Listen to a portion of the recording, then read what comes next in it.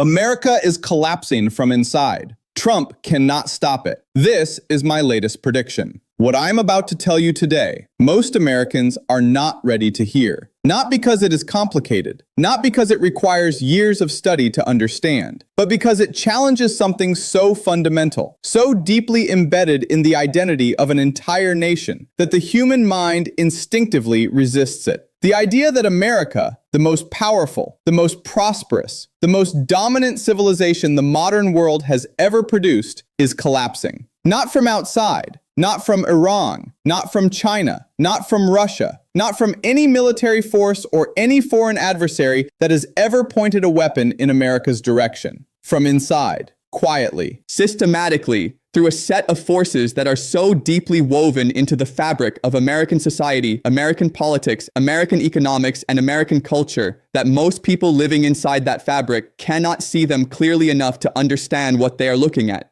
But I can see them. After 32 years of studying the rise and fall of civilizations, the patterns that repeat across centuries, across cultures, across every great power that has ever reached the peak of its dominance and then begun the long, painful, devastating journey downward, I can see what is happening to America with a clarity that is both illuminating and deeply sobering. And today, I am going to show you everything I see, every layer, every force, every pattern, and my complete prediction for where this leads, not just for America, but for every nation on earth whose future is connected to what happens when the world's most powerful country begins to break down from within. I am going to show you why Trump, despite everything he projects, despite the force of his personality, despite the genuine political movement behind him, cannot stop what is happening. Not because Trump is not capable, but because what is happening is larger than any single leader, larger than any single administration, larger than any political solution that the current American system is capable of generating. This is my latest prediction, and it is the most important one I have ever delivered. Stay with me, every word, every minute, because what I am about to share will change how you see America and the world that depends on it forever.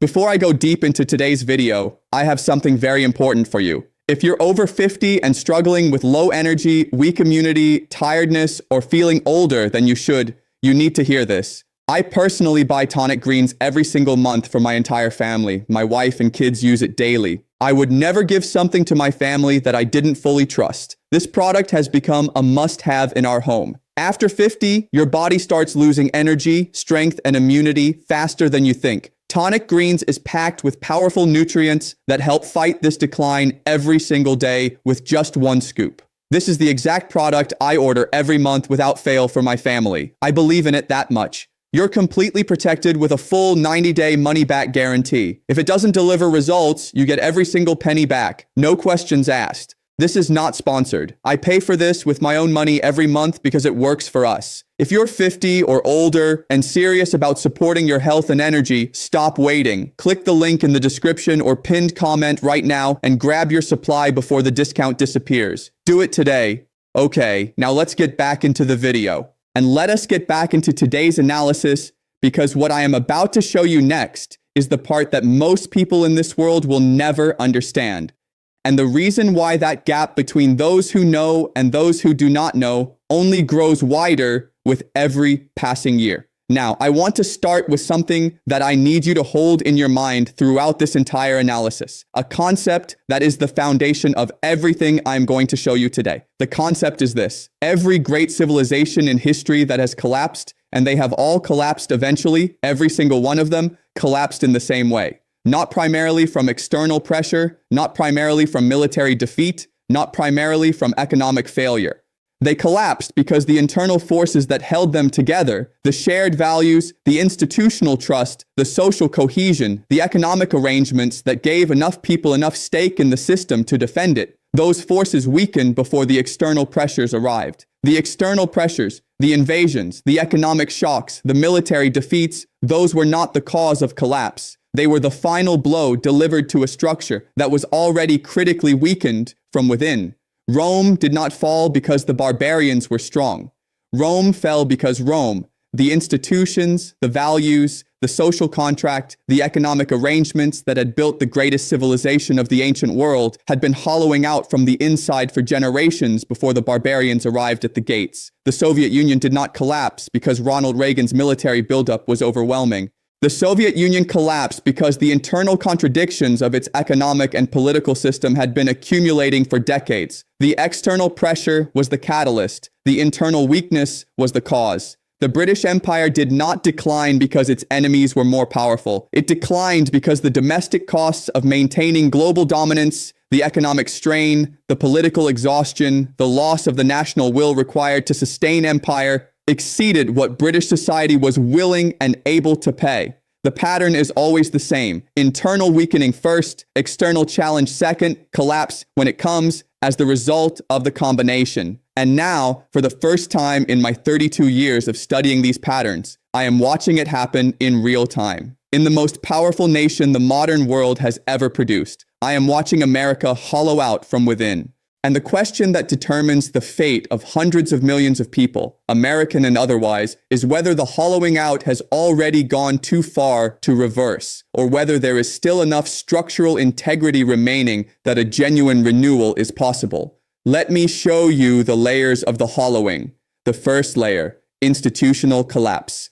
America was built on institutions, not on a single leader, not on a single party, not on any individual whose vision and will determined the direction of the nation. America was built on the idea, radical and revolutionary at the time of its founding, that a nation could be governed by laws and institutions rather than by the personal power of kings and emperors. That the rules, the Constitution, the laws, the courts, the legislative process, the free press, the independent judiciary were more important than any individual who operated within them. That the institutions were the source of legitimacy, and that individuals, however powerful, were subordinate to those institutions. This idea, this institutional foundation, is what made American democracy work for nearly 2.5 centuries. Not perfectly, never perfectly. The history of American institutions includes every kind of failure, corruption, and injustice that human institutions are capable of producing. But the institutions survived. They were stressed. They were challenged. They were reformed. They were periodically corrupted and periodically renewed. But they survived. And their survival, their persistence as the framework within which American political life operated, is what gave America the stability to become the most powerful nation in the history of the world. What is happening now is different from anything that came before.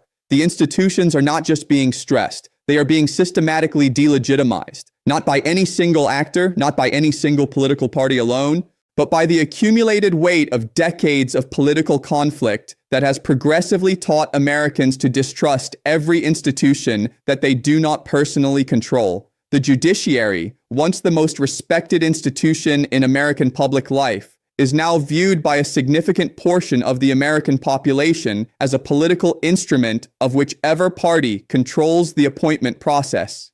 Its decisions are not accepted as authoritative expressions of law.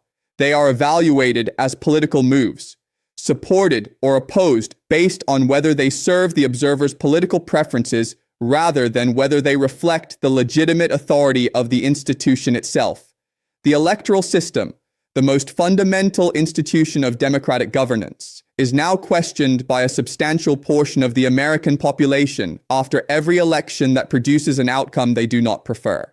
The idea that an election result is legitimate because it was produced by the agreed process, regardless of outcome, is an idea that is no longer universally shared in America.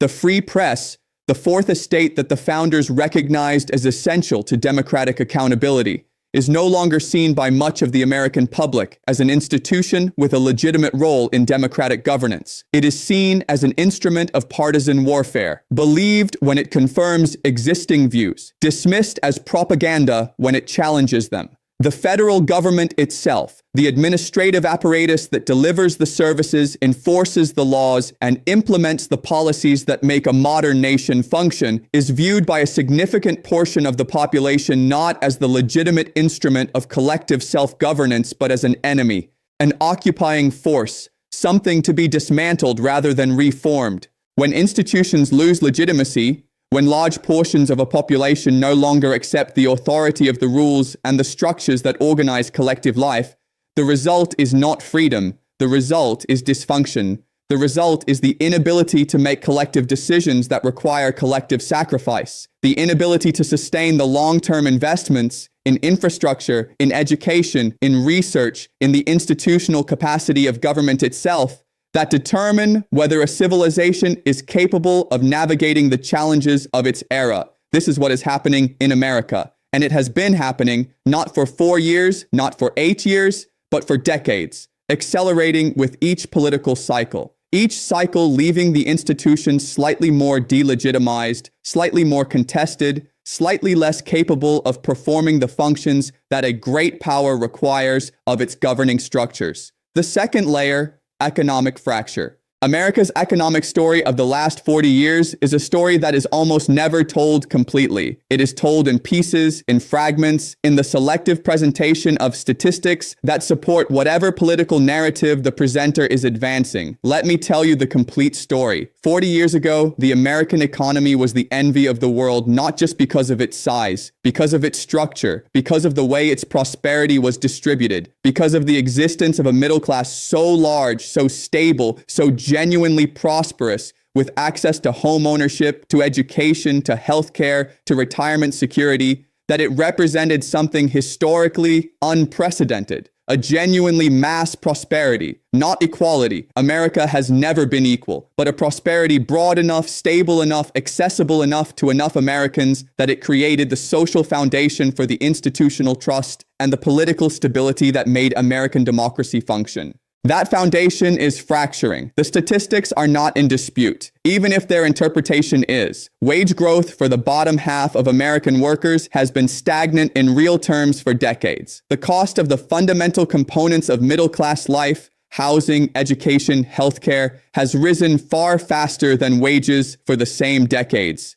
The wealth gap between the top fraction of American society and everyone else has grown to levels not seen since the period immediately before the Great Depression. None of this is new information. These trends have been documented, analyzed, debated, and argued about for decades. What is new, and what I believe is the most important development, is the psychological consequence of these trends for the political behavior of the Americans living through them. When people work hard, when they do everything they were told to do, when they follow the rules of the social contract they were offered, and the outcome is not the security and prosperity they were promised, they do not respond with patient, rational analysis of structural economic forces. They respond with rage. And that rage, the rage of people who feel that the system promised them something and did not deliver, is the most powerful and most dangerous political force in the modern democratic world. It is the force that elected Donald Trump in 2016, not because Trump had solutions to the structural economic problems I have described, but because Trump gave the rage a voice, a direction, an enemy to focus on, and a promise, however unrealistic, that someone was finally seeing what had been done to them and was willing to fight back against it.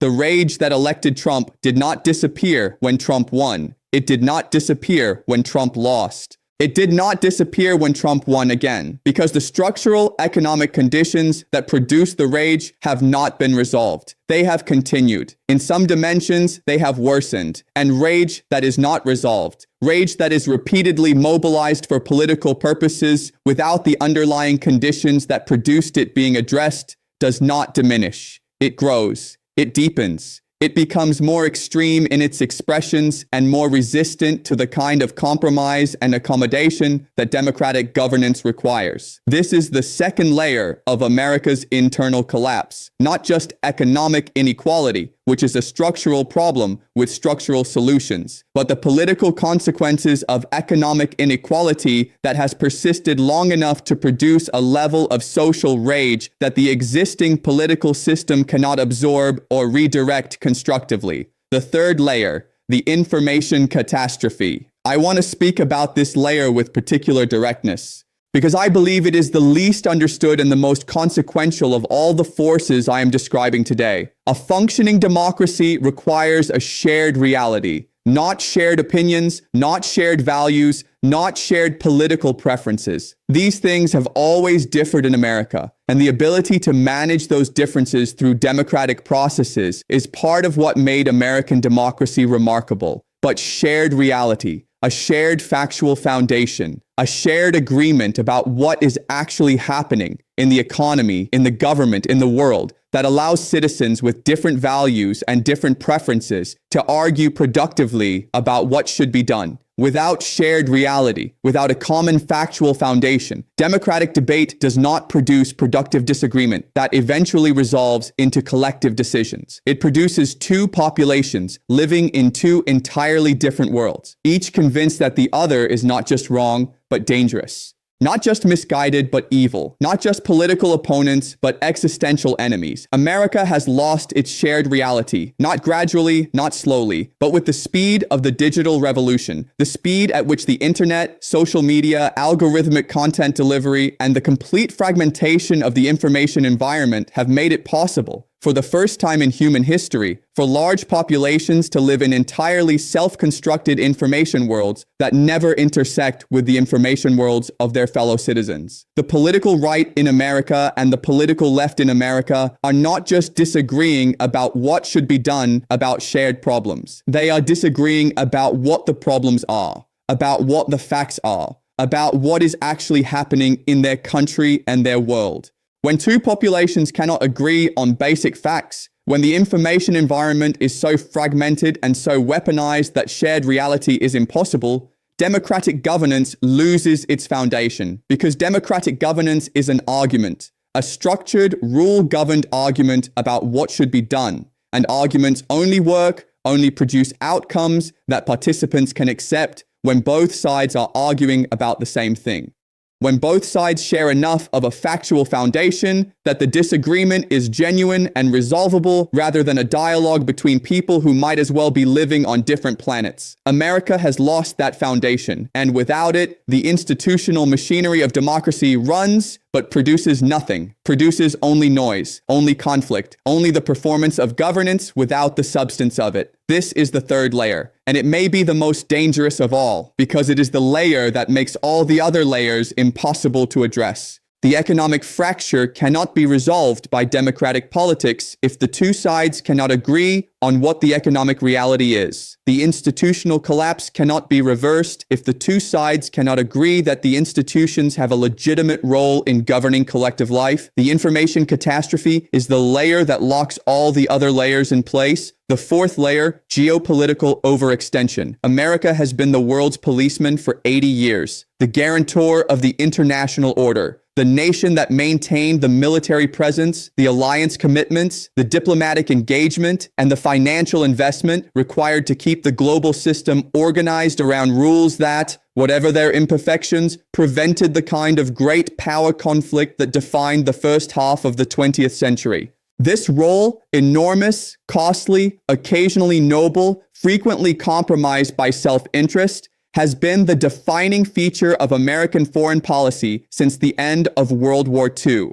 And it is a role that America is no longer capable of sustaining at the scale it once did. Not because the threats have diminished, the threats have multiplied. Russia in Europe, China in the Pacific, Iran in the Middle East, North Korea with nuclear weapons, terrorism in multiple theaters simultaneously, cyber threats from multiple state and non-state actors against critical infrastructure, climate-driven instability creating new sources of conflict in regions that were previously stable. All of these threats simultaneously, all of them requiring attention, all of them requiring resources, all of them competing for the diplomatic energy, the military capacity, and the financial investment of a nation that is simultaneously managing the internal fractures I have just described. The gap between what the world requires of American power and what American society, divided, economically strained, institutionally weakened, informationally fragmented, is willing and able to provide is growing. And adversaries, China, Russia, Iran, have all understood this gap,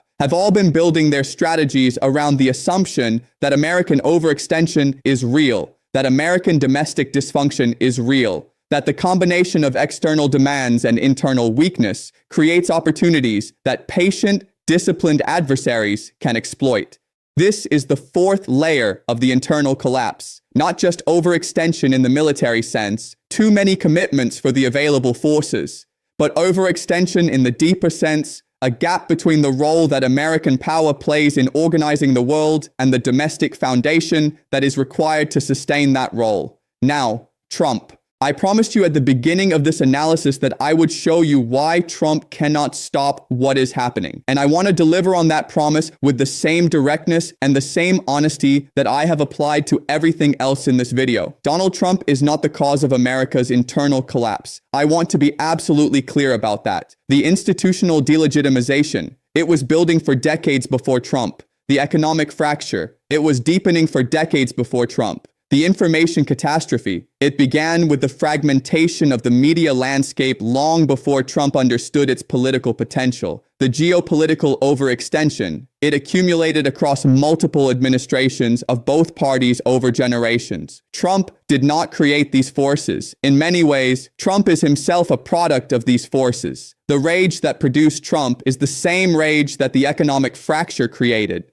The distrust of institutions that Trump both exploits and embodies is the same distrust that decades of institutional failure and political dysfunction produced. But here is what I need you to understand about Trump and the forces I have described. Trump's approach to governance, the approach that defines everything about how he operates, is an approach that is fundamentally incompatible with the kind of solutions that America's internal collapse requires. The institutional collapse requires institutional rebuilding, requires the patient, unglamorous, bipartisan work of restoring the legitimacy of the structures that make collective governance possible. This is work that requires compromise, that requires the willingness to strengthen institutions, even when those institutions have sometimes ruled against your interests, that requires a long-term perspective that goes beyond the next election cycle. Trump's governing style does the opposite. It attacks institutions that rule against him. It delegitimizes processes that produce outcomes he does not prefer. It rewards loyalty over competence in ways that weaken the institutional capacity of government. It operates on short time horizons driven by immediate political calculation rather than the long horizon strategic thinking that institutional rebuilding requires. The economic fracture requires structural economic reform, requires addressing the distributional consequences of the economic arrangements that have concentrated wealth so dramatically at the top while leaving the middle and bottom stagnant. This requires policies that are complex, that involve real trade-offs,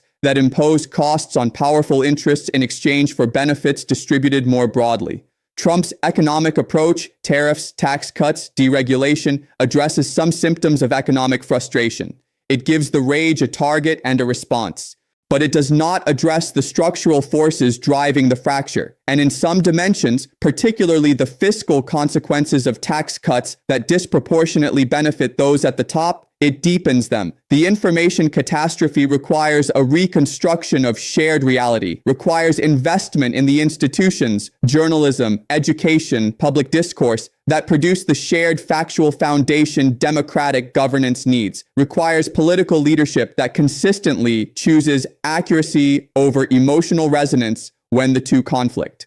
Trump's relationship with truth, with factual accuracy as a constraint on political communication, is not compatible with the reconstruction of shared reality. His political style depends on the fragmentation of information, on the existence of an audience that trusts him specifically because it distrusts every other source of information. Rebuilding shared reality would eliminate the political environment that makes Trumpism possible. And the geopolitical overextension requires the patient, consistent, alliance-building, institution-strengthening diplomacy that reduces the gap between American commitments and American capacity by making the commitments more genuinely shared, by building the coalition of capable, willing partners that extends American influence without requiring American resources to do everything alone.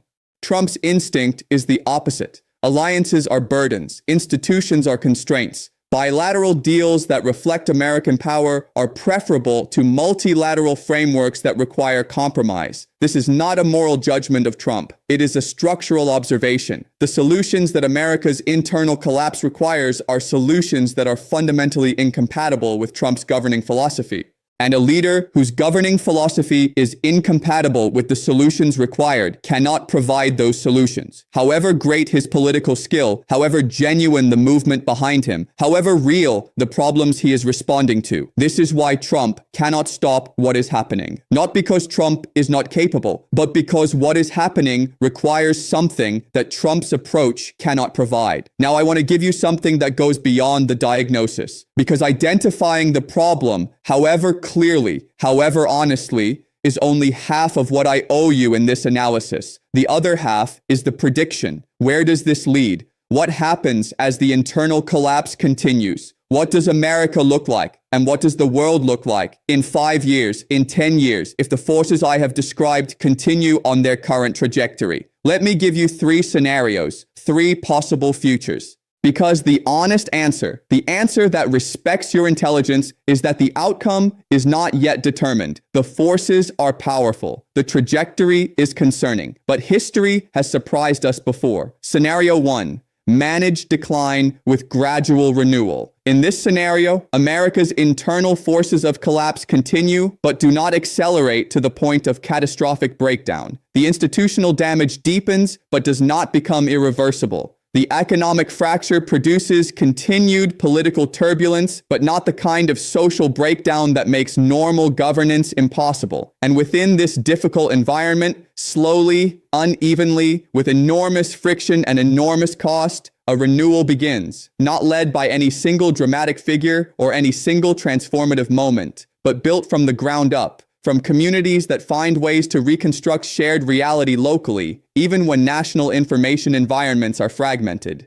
From economic experiments that find new ways to distribute prosperity more broadly. From institutional reformers who rebuild trust in specific institutions through demonstrated competence and demonstrated accountability. This scenario is the most hopeful, and it is not impossible. America has renewed itself before from periods of deep internal stress. The Progressive Era, the New Deal, the Civil Rights Movement. Each of these was a renewal that came from a period of genuine crisis, a period when the existing arrangements were clearly failing enough people that the political space for genuine change opened. The question in this scenario is whether the renewal begins before the damage becomes irreversible. Whether the window for managed decline, rather than catastrophic collapse, remains open long enough for the renewal forces to achieve sufficient scale. Scenario 2. Political rupture. In this scenario, the forces I have described continue to accelerate.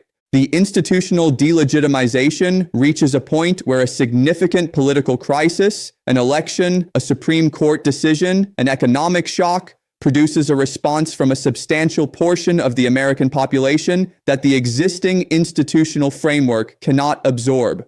Not necessarily violence, not necessarily a formal collapse of government, but a rupture in the basic social contract of American democracy. A moment where the fiction that all Americans are operating within a shared political framework, however contested, becomes impossible to maintain. What follows a political rupture of this kind is historically unpredictable. Some nations have navigated such moments and emerged with reformed institutions that are more legitimate and more functional than what preceded them. Others have descended into periods of authoritarian consolidation or prolonged instability that took generations to recover from.